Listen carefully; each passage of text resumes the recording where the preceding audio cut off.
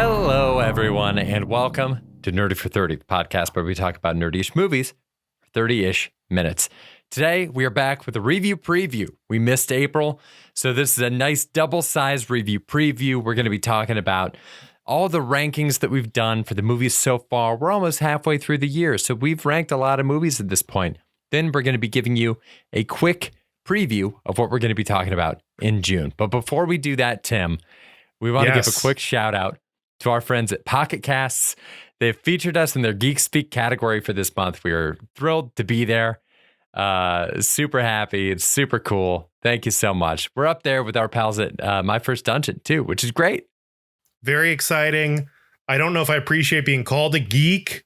You know, nerd feels more empowering. You know, nerds get revenge. Geeks, what do geeks get? I guess hopefully some downloads on their podcast. That'd be nice. We're having a great time here. Exciting they're recognizing that, and glad to be there with Brian, friend of the podcast, and all of his good work. Absolutely. Oh, big fan of Brian. Big fan of a lot of the movies that we've seen so far this year. Tim, hit me with the ranking. Can you just do like a rundown? So for anybody tuning into this one for the first, this year we've tried to keep a ranking of every movie that we've seen in relation to the other movies that we've seen this year. Our goal is to create just, a tapestry of Nerdy for 30 favorites, the ranking among us. And this is our first year doing it. It's been a little bit of an experiment. I think I've really settled on, we've been debating what the list means. I think it really is our favorites, like what I liked and enjoyed the best. Do you think that's a good definition, Kevin? Or are you still factoring in how good a movie it was? Because we were debating this kind of the whole time. Look, if we just do what's the best movie, then it just becomes an Oscars race. That's no fun. I think we need to go entirely gut, no head on this list. Entirely gut, no head. Here we go. From 1 to 18, The Last of Us TV shows. Number 1. Number 2, John Wick 4. Number 3, Guardians 3. Number 4, Baahubali 2. That's most of the numbered ones out of the way. Dungeons and Dragons is 5, Everything Everywhere All at Once, Fast X, Mario, Creed 3, Air, The Woman King, Cocaine Bear, Baahubali 1, Megan, Evil Dead Rise, Avatar: The Way of Water, Ant-Man 3, and then our boy Batista's breakout role in Knock on the Cabin. So that's our ranking so far. Maybe we'll post them into the description from this. Maybe we could do that. Just so everyone can see, get that visual going. People might be noticing we skipped one. I did get too excited during the jury duty episode. I was having too good a time shitting on Kevin's enjoyment of it. So jury duty, unranked. We got to rank it right now for you. Kevin, jury duty. This is better or worse than Knock on the Cabin? I don't know. Well, okay. See, that's part of the problem with this is that you have the unchecked power because you initiate where to put things. I do. I'm putting my influence and then I throw it to Kevin and I always disagree. And now this is the part where we hash it out. So where do you think? Well, let's start with the list as is. Is there anything standing out to you that you love, don't love, that seems weird, too high, too low, especially over the last couple months? What are you noticing? I was going to say that Megan was probably too high, but then knowing the Evil Dead Rise is right below it, I definitely had more fun watching Megan than I did watching Evil Dead Rise. But again, it's probably just because not a blood and guts guy. Yeah. I'm looking at this. I'm kind of surprised. The worst thing we saw was Knock on the Cabin. Even Ant-Man 3, I had an okay time during. So I feel like it's been a decent year for movies so far, right? Honestly, nothing here is, there's been no crazy stinkers, in my opinion. Megan, Evil Dead, that makes a lot of sense. I'm surprised Baahubali's fallen so far. But I don't think it's wrong. I don't think we're wrong for having Baahubali 1 that low. But at the beginning of the year, it felt like this is going to be the movie that took it all. Yeah. I mean, Baahubali 2 is a rush. And Baahubali 1 is extremely good. But for some reason, watching Baahubali 2 manages to make me like Baahubali 1 less just because of how much more fun 2 is. Yeah. I know that's not fair at all. But for folks who are not familiar with the franchise, the first half of it, you're learning about this character. And then they do, for the sequel / second half of the story, they do a huge throwback in time where you learn about this guy's dad that people have been comparing him to. And you don't see the dad at all in the first movie. And you don't understand why people love the dad so much in the first movie. And the whole time you're like, geez, what is it with this guy? And then you see Baahubali 2 and you're like, oh, yeah.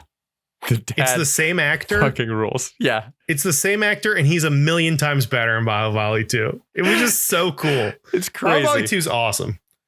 I think my biggest beefs, we just ranked Fast X on our most recent pod.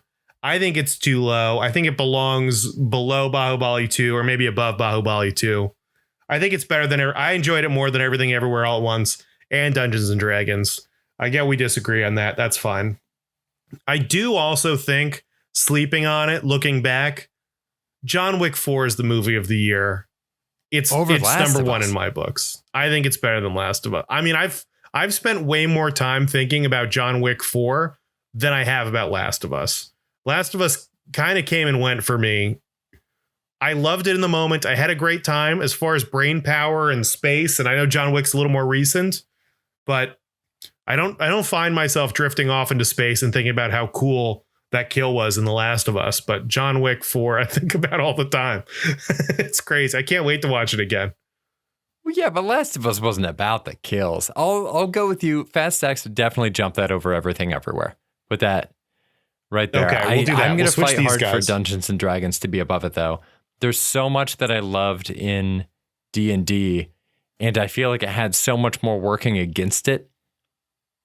It was just an immensely enjoyable movie. It's the type of adventure movie we don't necessarily get that much anymore. I really, really enjoyed every single part of going to see that movie. Okay, so we bumped Fast X one spot up. Now we need to rank Jury Duty. Honestly, where do you think Jury Duty belongs on this list for you? Maybe after Fast X. Way after Fast X. That's definitely for sure. But like, where on the list besides that do you think it belongs? You really think Fast X is like you think Jury Duty is better than Everything Everywhere All at Once? You had more fun with it than that? I had so much fun watching Jury Duty. I had so much fun, Tim. This is crazy. Jury Duty was mid. I think it belongs above Knock on the Cabin. Genuinely. Oh my God. Are you kidding me? Genuinely. It's not. I had more fun watching Ant-Man. I had more fun at Avatar. Definitely Evil Dead, Megan, Baahubali. Oh my God. So much better than Jury Duty. Ant-Man sucked. I don't know. I do think about his fight at the end with Kang, and they're duking it out, and he's got all the ants. I mean, Ant-Man was bad.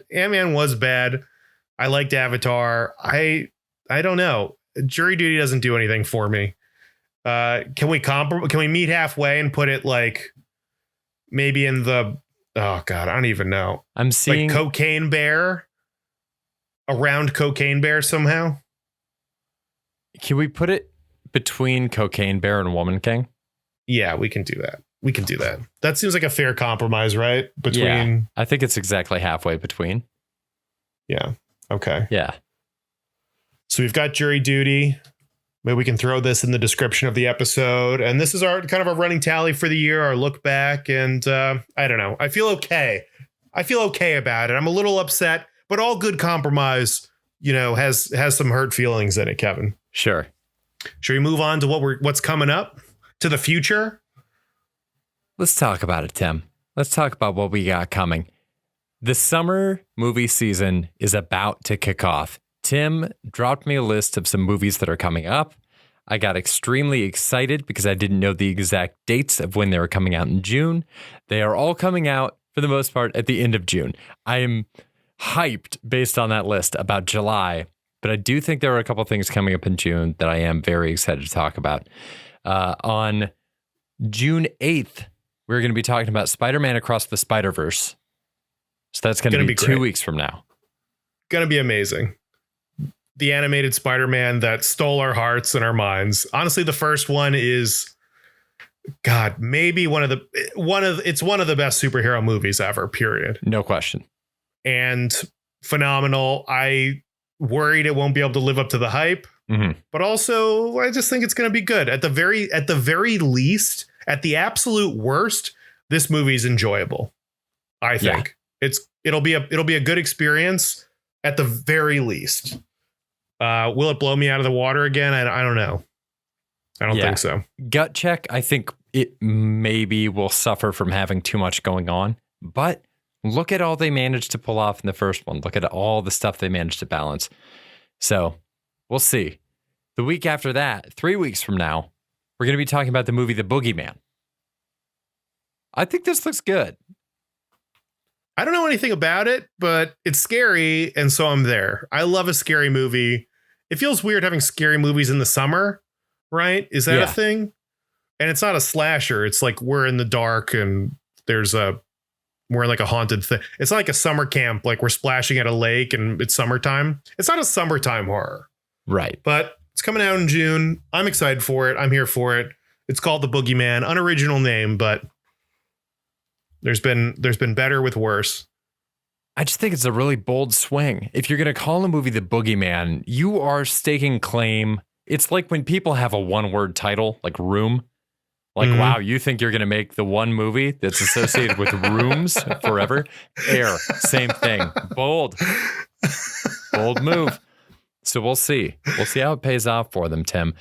This June is 22nd, the Boogeyman. 4 weeks from now, we're going to be talking about Transformers: Rise of the Beasts. Now, of the movies we're talking about in June, this is no question the one that I'm the least excited about. Oh my God. I'm the most excited about this. Were you a huge Beast Wars kid? I don't even think I really was that into Beast Wars, but I had the Optimus Prime gorilla that morphed into a surfer, and then it morphed into a morphed. I can't say morphed for some reason today. The Mighty Morphin Power Rangers, just a bunch of like doofs hanging out, like doofy looking guys with like hair that woofs up.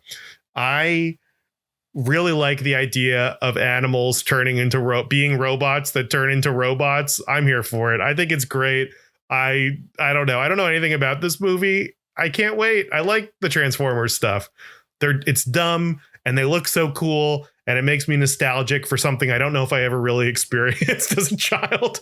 And I'm here for it. I'm pumped, man. Let's see it. Robot Gorilla, bring it on. I definitely want to see it. It's bizarre. I don't know if the Transformers universe is in on its own joke yet. I guess this is going to be us finding out. I don't think I've seen a Transformers movie since like 2010. That was the last one. Did you see Bumblebee? No, but I heard it was good. Haley Steinfeld. Bumblebee's right? great.